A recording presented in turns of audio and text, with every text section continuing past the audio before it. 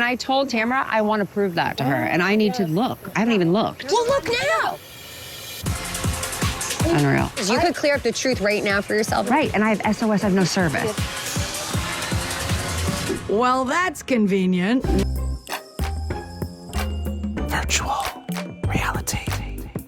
Hi, I'm Danny Murphy. And I'm Evan Real. And I just have no service here to show you the receipts I have. Oh! I have service. I don't. So go on the Wi-Fi. No. You guys, I had zero service here. I couldn't get my phone out quicker if I was telling the truth right now. Oh my God. So Katie, Ginella. We're back, baby. Yeah, we are back, and she is in the hot seat. And honestly, I kind of love to see it. I love that she's the center of the drama. She's in the hot seat, not the hot spot.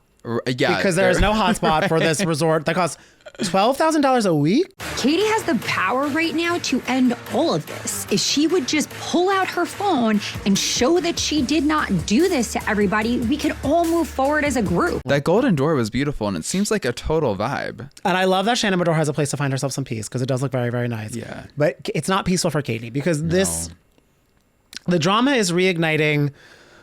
I feel this is going to be a season of Orange County where we're going to get in the weeds. Yeah.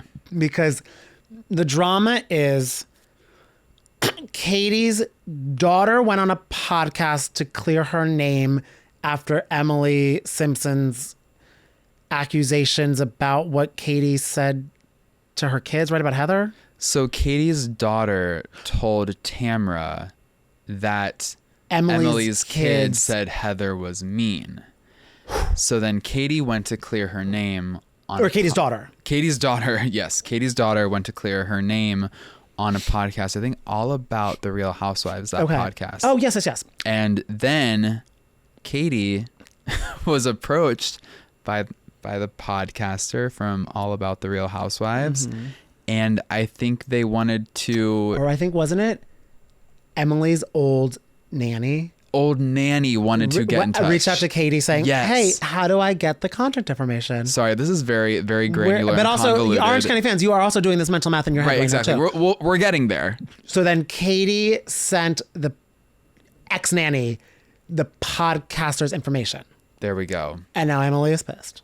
Yes, because the ex-nanny did the podcast and revealed more. That Arabella's friend saw on Instagram. Right. This was all being discussed on Gina's folding chair. Jen basically told me that Katie did tell Jen, the nanny, reached out to Katie, and Katie gave her the information for that podcaster. Congrats on the new house. It is stunning, but the folding chairs, Gina, you will never change. Right. And I mean that in love. You know we love you to pieces. She has a couch by now, I'm sure. But even if I did like the camp vibes of it. Couches take forever to come, so I actually wouldn't even blame Gina if she doesn't. Yeah. Oh, they right. take a fucking year. Okay. And why the East Coast Gina and the East Coasting popped out of both of us. Yeah. Why is my couch taking a fucking year to get there? Right. But Emily did not take a year to get there. No. Because she got there fast and was talking all about this. It's really interesting because now it is very much, because then Katie, Gina, Emily sit down. Hey, Gina is in her housewife bag. What do you mean by that? She got that house and then she was supposed to meet up just with Katie and then brought Emily. Gina! Now, Gina, I gotta say, this was a great move. However, I also gotta say, I hate when someone plans a lunch, invites me to lunch, and then comes with an unexpected guest. I just cannot stand that. However, as a viewer, Gina, I love it. No, I only allow it if someone has confrontation. For 2 years, I had to deal with people coming after my husband in my marriage. I don't give a shit about that. I know we've all been there. Like, right, exactly right. Like, it's got to be entertaining. Because Gina's like, I'm already caught up with Katie. I want. And then also, right. They were like, Gina, why are you bringing all these donuts? Because I'm going to sit and have a nice meal while y'all ping pong. But it's very tricky. Because Emily is like, you're weaponizing my kids, which correct. Yeah. But then Katie's like, you weaponized my custody issues at the reunion, which is essentially correct. Weaponizing her kids. So both people brought kids into the mix, and it's one of those things where it's like, both parties crossed a line. Right. I think Katie just crossed the line most recently. Right. But I feel in a perfect world, they'd both forgive each other and work to rebuild trust. But I don't think that is going to happen. Well, it seems like they did. They tried to patch things up, and then the reunion is where it all went to shit because that's where Emily brought up the custody situation. So Katie was explaining in her confessional that once Emily did that, she felt like their covenant was broken, and so it was fair game to dig back into it.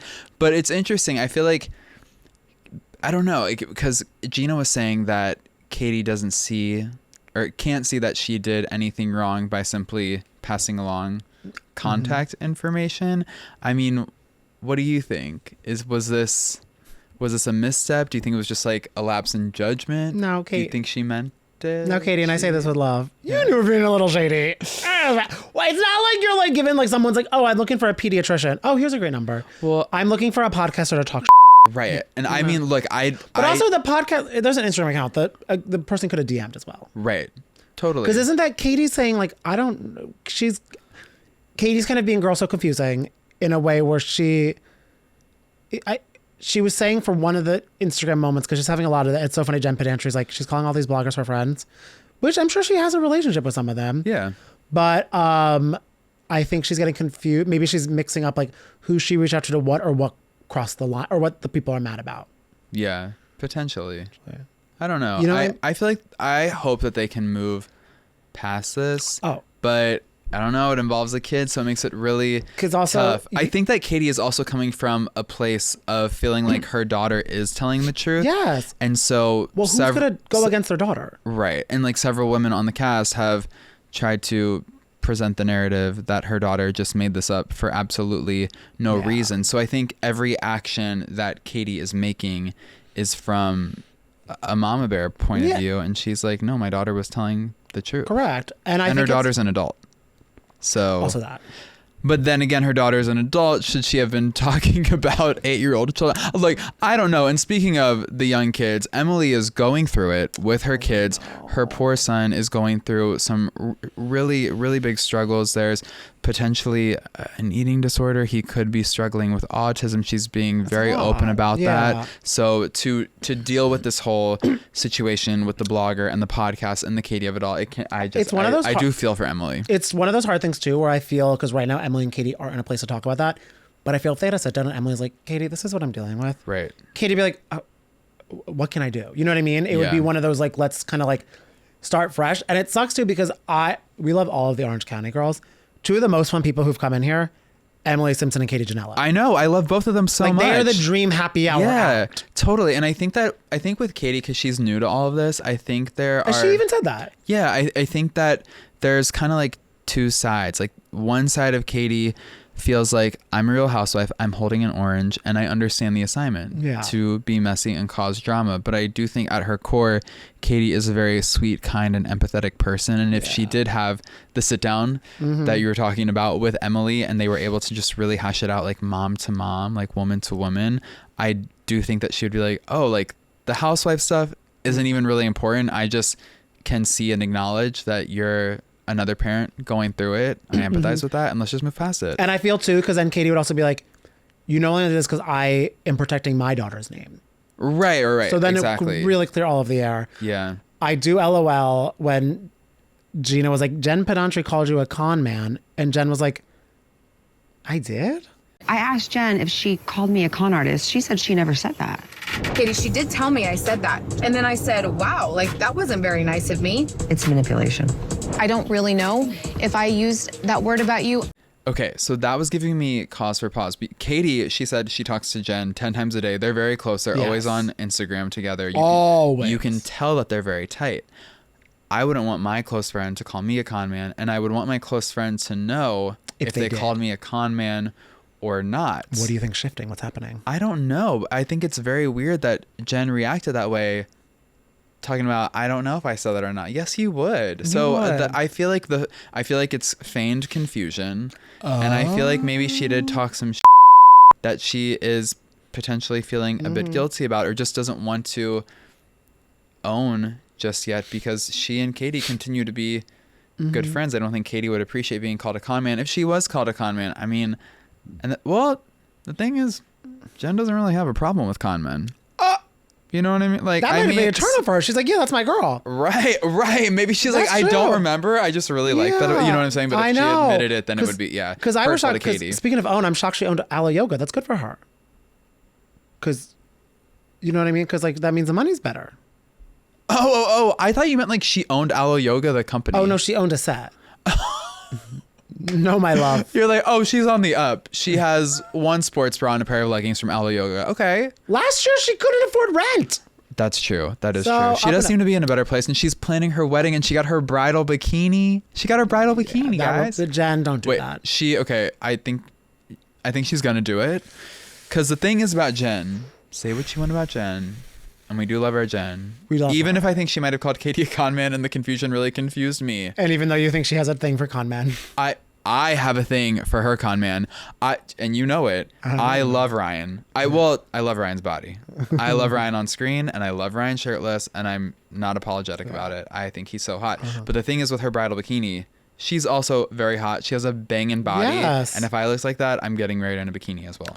Imagine Heather Dubrow showing up to a wedding where someone's wearing a bikini. And the bride walks down in a bikini. I want to see that. She'd call the Blade. Call the what? The Blade. The helicopter. Or the police. Oh, or something. Yeah. She just would evacuate. She would find a way to teleport. She probably has teleportation. She's just not telling anybody about it. But that is where the cookie would crumble. Like Heather would just go like, wait, but guess who got married in a bikini? Pamela Anderson to Kid Rock. Is that what you want to embody this? Well, I like a Pam reference. But also, Pamela's like one of one. Sorry, Jen. Danny doesn't think you're no Pamela Anderson. Who is? I think she's kind of Pamela adjacent. In which ways? In the blonde way, in the body way. Okay. In the woman I like kind of way. Okay. You know what I mean? I'm a fan of Pam, and I'm a fan of Jen, and I'm a fan of bridal bikinis. Okay. Can you do the Pam Pam? All right. I don't know what that is, but I will do it. You want like to teach the me? Can of Pamela Anderson. Oh, wait, you do the Pam Pam? The Pam Pam. Oh wait, show me. I'm not blonde. I'm not blonde. This ain't that kind of video. Okay. Switching gears to the blondes, because there's so many blondes on Orange County. Tamra's also really going through it. I know. I feel bad for her. She with her therapist. Yeah. I am a shell of a person right now because I can't imagine my life without my best friend. And I got to put on a brave face, and it's not easy. Levels and layers to everything that she's experiencing right now. I really forgot that this was going to touch on a lot of the Teddi situation. Yeah. Teddi Mellencamp, of course, struggling with so much with her health journey. I think is doing a little better now, like better-ish now. Yeah. But there were really scary, they're still scary, but moments where no one really knew what was going to happen. Yeah. It seemed like they picked up cameras right when Teddi was diagnosed with the brain tumors. Yeah. And that was really tough for Tamra as her best friend and podcast co-host of Two Teas in a Pod. And then on top of that, she's also having discussions with her therapist about her experience jumping to conclusions about her potential autism diagnosis and all the hate she received from that. So I do feel bad for Tamra that she's navigating that as she's also navigating her best friend's health issues. You know, growth? Shannon Bedore was like, I'm going to let her deal with this. That was actually really sweet. I feel horrible for Teddi. You know, I intended to have a conversation with Tamra about our friendship, and I'm putting that on hold for now because I do have compassion for what she's going through emotionally. Yeah. And it makes me actually think, I'm like, oh, they're going to become friends again this year. You think I sense so? it. I kind of sense it. I don't know. Did you see the trailer? I know, but you know, the girls. Yeah. Do you know what? Sometimes they do figure it out at the last minute. Yeah. In unexpected ways. Because what I love about Housewives, especially Orange County, they let everything out. Yeah. So then they're like, oh, where do we go from here? Let's build it together. Right.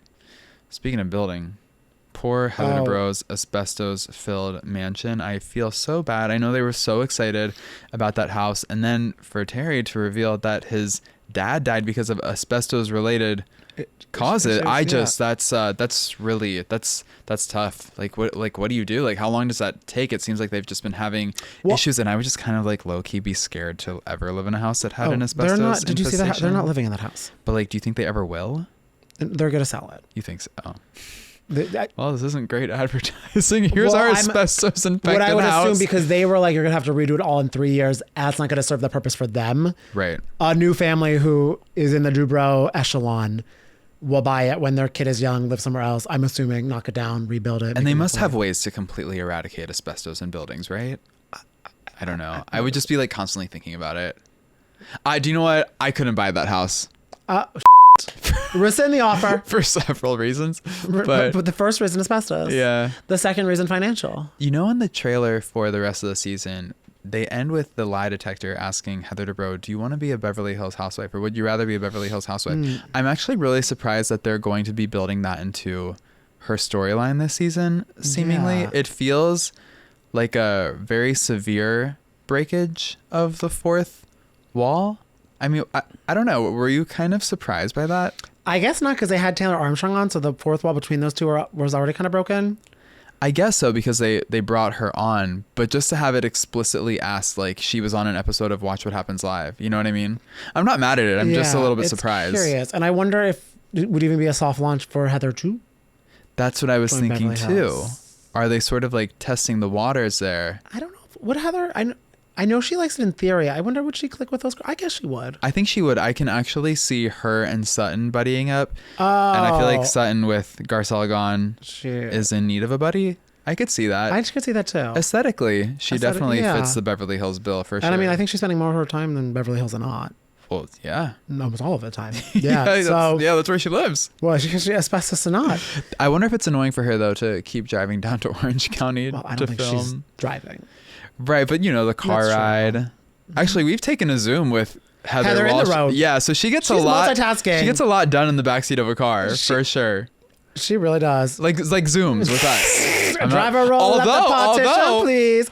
Speaking of partition behavior, that scene with Terry wanting a reverse cowgirl, counting his abs, wishing for sex that night, and wanting to do reverse cowgirl. Yes, chef. Hello. There's some abs there. 1, 2. I do you. Tonight, hopefully. As long as there's reverse cowgirl. Let me book an appointment with the doctor. Oh, okay. Well, we're gonna end this podcast and let you get right to DMing Terry Dubrow. Heather, okay. All right. Get the lawsuit pending his way.